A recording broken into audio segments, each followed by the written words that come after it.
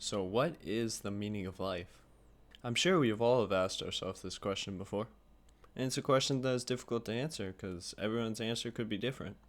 But I think most people want to find out what their purpose is and what legacy they would like to leave behind. And I think most people are humbled by their mortality, but what happens if you're immortal when you have all the time in the world to do whatever it is you want?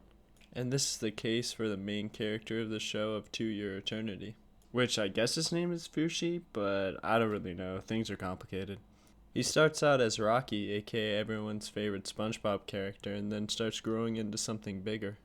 When the conditions are met and he gains enough stimuli, he can theoretically take the form of anyone. This will probably lead to a major identity crisis down the line, but he's immortal, so he's got to get over it eventually. His start is a little bit different than all of ours because he ends up starting out as a rock, but ends up becoming a young boy, but has the mind of a child. He also takes on different forms of animals, which gives him different attributes. So he ends up being more of a knockoff Beast Boy from Teen Titans. So if Beast Boy ever dies, I mean, he could be a good replacement. But I think his main objective now is more just to understand the world and figure things out.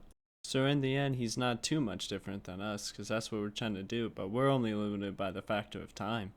He's also missing three major things that young adults should all have, which is parents, memories, and schooling. But unfortunate circumstances can lead to some people not having those.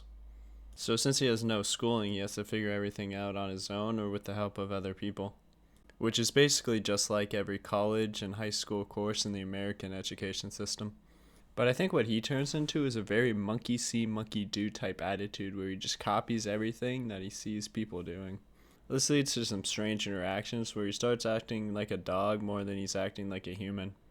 And I don't think this is much different than what we do. For example, if you get a new job, you're always looking around to see what other people are doing, and you end up copying most of the time what people are doing. And then at the end, you become a corporate dog. And since he has no schooling and no memories, what he really ends up being is just a shell of a man. Because the learnings we have along the way and the memories we gain from them, such as friendships and our own personal experiences, help mold us into the person we are today. And since Fushi has none of that, but he's a young adult, we end up getting to see all these experiences and memories form in real time.